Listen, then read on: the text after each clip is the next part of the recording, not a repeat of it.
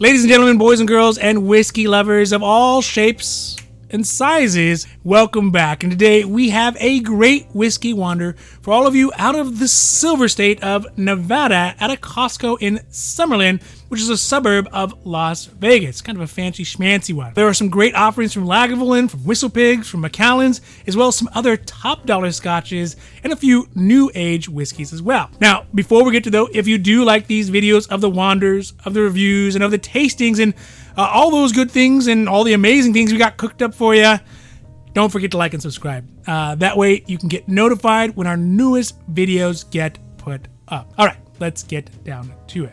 Now, while the Wander Vision is getting fired up, let's do a real quick whiskey check. And today, I am drinking another one of my favorites. And, you know, let's face it, they're all my favorites, which is this Blue Spot Irish whiskey. It has a delicious mixture of ABV as well as Irish whiskiness, and it has an age of 7 years, an ABV of 117.4% proof, and just this kind of nice, very sherry sweetness that makes it absolutely delicious. So let's get a little bit of that. We can throw it here. Take a look. Oh, that wasn't very good. Let's see if we can get a better one.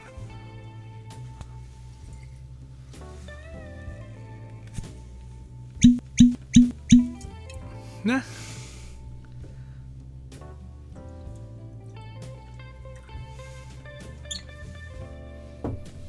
So to whiskey, because really, frankly, you can never drink too much of it. You can only just drink it too fast.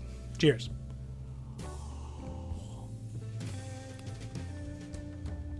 Oh, that is delicious.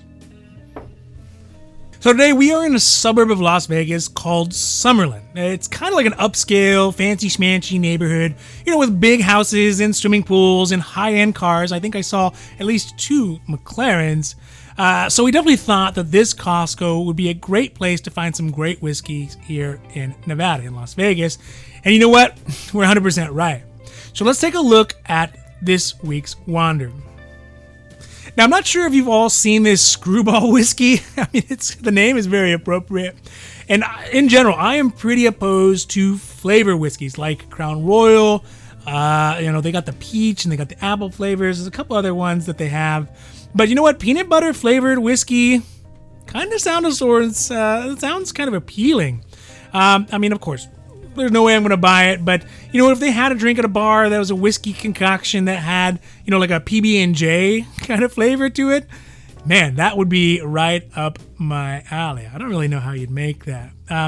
But one that I did end up buying is one that we see here is this Kirkland Isla, which I know I saw a couple reviews for it, like on Reddit as well as the Whiskey Tribe. I think those guys really gave it pretty good reviews, so I did end up picking it up, and I'm going to definitely try it out because I do love Isla whiskey, and if I can find it for a discount price or at a more reasonable price, you know, then you know, that'll definitely save some ducats out of the whiskey budget. Obviously, there's the Macallan's 12 en masse, right? So for all you Macallan lovers, there's also the Kirkland 19, which, believe it or not, I have tried it out. And we haven't done a review on it. I was really not impressed with it, although it got some pretty decent reviews for what it is. At the on Reddit. I drank it and I couldn't find it. In short, the nose is great on it, but the flavor is just really, really lackluster. So it didn't really excite me. There's also the Lagavulin 8.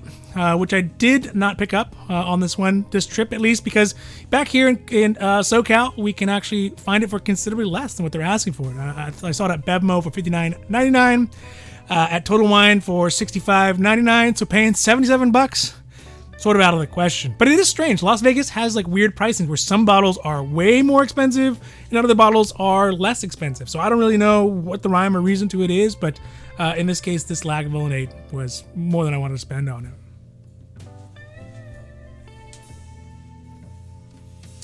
Kirkland Bourbon, I think it's 7-year, $29.99. Not a bad price, and for what it is, look, I am Team Kirkland. I always have been. since way back in the day when it was Price Club. But, I think that for what it is, it's good. Now, they got this Woodford Double Oaked, and I'd be curious, has anyone tried this out? I would assume somebody has tried this out because it's so popular, and I see it all over the place. I just haven't really picked it up yet. I didn't pick it up here because it was kind of expensive, but I do love that Woodford Master Select, which is the top shelf, one of the top shelf versions that they come out with, and it's a little too pricey to be drinking on the daily, so I'm hoping to find a Woodford that's not the lowest level Woodford, but also not the highest level, something that can kind of fill that gap and maybe really enjoy and stay with the same vein of those Master Select. So I want to try some of this out, and I'd be curious what you all think about it as well. Now, another one that I've been really interested to trying is this Wilderness Trail. So I don't know if you all see this Wilderness before, if you had it. I never ever even thought twice about it, but one of the reps at Total Wine was raving about it, and I figured I would try it out, and maybe it could be like a low-key, awesome new age whiskey. So I think I would definitely put it in that same category as the High West or Redwood Empire or maybe even Barrel Spirits, those kinds of like newer age whiskeys that are coming out. But he really had high praise for it, so I think that if I can find it at a reasonable price, definitely pick some of this up. But I did not in this one. Wild Turkey Rare Breed, barrel proof. I mean, that's not a bad price. I mean, it's another one of those where the price doesn't seem to match the flow of always being more expensive in Las Vegas than in SoCal. As well as this Whiskey Pig 10. I've tried it a couple times when you go to like some of the grocery stores or like Ralph's, something like that. They'll have the tasting there. I've tried it a couple things and I've always been impressed with it. So I think it's something that I'm gonna have to pick up. Although the 10 didn't get that good of reviews, so I think I passed on this one. But this Costco, man, it really has a pretty good selection compared to what we thought. All right, so this one really caught my eye, which is this WhistlePig 15, and this is another one of the new age whiskeys. So again, back with the barrel spirits or maybe a Smoke Wagon. Redwood Empire, those types of whiskeys they're new enough that they haven't really started distilling their own whiskey or putting their own whiskey into production as far as being able to buy it.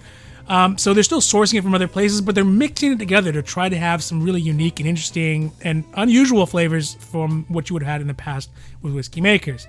This one specifically is out of Vermont, and I was a bit skeptical when I found it, and I did a little bit of research in the aisle. Because he's not really a traditional whiskey guy. He's an entrepreneur, Raj Bakata, who gained fame on The Apprentice, and then he ran for Congress. And I don't know, it just didn't seem like it lined up in my mind. But then I guess you think about it like the E.H. Taylor, right? His uncle was the president, and there's lots of ex-generals and colonels and, statesmen who made whiskey. So, I guess it's definitely within the realm of possibility. And these WhistlePig folks, they specialize in making rye whiskey, and from the reviews that I saw, they had pretty good scores, which, I guess it better be for the price. This WhistlePig 15 is the oldest whiskey available in the WhistlePig line, and you know what I found out? Do you know that, by the way, WhistlePigs are just marmots, or woodchucks, who would chuck if they could chuck, but, they're busy making whiskey, so they're basically just like land beavers. Oh, you know who is? Punxsutawney Phil. Yeah? You can see the resemblance, right? Anyways, so the more you know.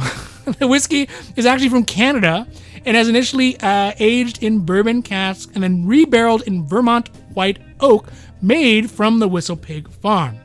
The mash bill is super easy to get your head around because it is 100% rye, so that really makes that mash bill calculation quite easy. Now you can see here that the cost here at Costco is at $268, which is a pretty penny when you think about what you can get for the same price. Fair enough, it is 15 years, and I guess most likely you are going to be paying a lot for those like additional sourcing costs for the whiskey, because undoubtedly there is some premium added for those middle people who source the whiskey and bring it to WhistlePig. So you're not, paying just for the typical age and storage costs, but also these kind of additional administrative costs which add up a lot. In fact, you know what? I saw a bottle of this back in February at a Costco here in SoCal, and it was actually only at $199.99. So, man, inflation is hitting the whiskey hard. Either way, here in Costco in Las Vegas, you're going to pay a little bit more than you would back home. That is for me back home here in LA. Because I saw it even at Total Wine right now for $259.99. And then on the high end at Bevmo, who typically is higher, at $199.99. So that means I didn't pick this up, because if I did pick it up at the Summerlin Costco, then I would have paid $8.01 more, or 3.8% over what I could have gotten at the lowest here in Southern California. The ABV on the WhistlePig 15 is at 46%, which is honestly a bit lackluster for a mid $200 bottle. And the tasting notes mention things like layers of vanilla, old lumber, orange peels, baking spice, and pepper spice. And I am definitely one of those folks who, whenever I try a rye whiskey, I always wish it was a little spicy. This goes well with spicy food. Now, the average reviews on it are pretty decent, again, for the price. But, they're not amazing, with an average whiskey rating out of 100 to come out to 89.75 points. So overall, I think this one was a pass, right, for me. Primarily just because it is still around, it's available, it's not super duper rare, and you can also find it in SoCal for a lower price. So it doesn't make sense for me to buy it here and then haul it back to California. Now, this next whiskey, it really caught my eye because it's not my usual bourbon affair, and I am a little more heavy bourbon, but I do like Scotch. But it's a unique offering from the much vaunted Glenmorangie Distillery. In this case specifically, the Glenmorangie Signet Single Malt, item number 990458. And to be honest, I have tried the normal, standard, everyday Glenmorangie, the garden variety, if you will. I think my friend's dad got it when he retired. So I tried it, and at the time, it did not set off any amazing warnings, right? It didn't send off anything great when I tried it. But this Signet seems to be more of a rarefied, ultra premium version. So I really want to try to give it a chance. Signet is only distilled once a year while using a healthy dose of chocolate malt, which to me sounds great. It's aged in toasted barrels for 2 years, and actually, according to the website, out of the 270 barrels that they start with, after those 2 years, the Angel share ends up taking it all enough down to 167 full barrels by the end. So the Angels definitely get thirsty on this one. After that, it's rebarreled in sherry barrels for up to 3 years. And in totality, allegedly, purportedly, the whiskey in it comes to as old as 15 years old. But there is no age statement on it, so, take that for what it's worth. Here at Costco, we can see that it has a price of $249, which again is actually a pretty good price, especially in comparison to what I can get it for here in California. So I don't know why those prices in CA are higher and some are less in Las Vegas. It just doesn't seem to make any sense. But the Total Wine here, I can find it for $269.99, which would be the mid-range, and at Bevmo for $283.99. So if I did end up getting it, and I'll tell you what, I should have actually gotten it, I would have saved around $20.99, or a discount of 7.77% over the lowest one we can find here in SoCal. So yeah, now the ABV on it is at 46%, which is not that bad. And to be fair, I know I just chastised the WhistlePig for not being very high ABV, but there's different standards for Scotch and bourbon. You just have to get past that.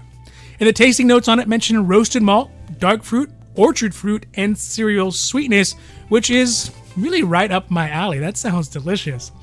And the reviews on it are quite favorable. On average, I found that the Whiskey Worldwide Commentariat gave it an average score of 91.13 points out of 100, with highs as high as 97 points and some lows at 87.86 points. So still quite good. So for me, this one's actually going to be a regret. I should have bought it. I didn't buy it.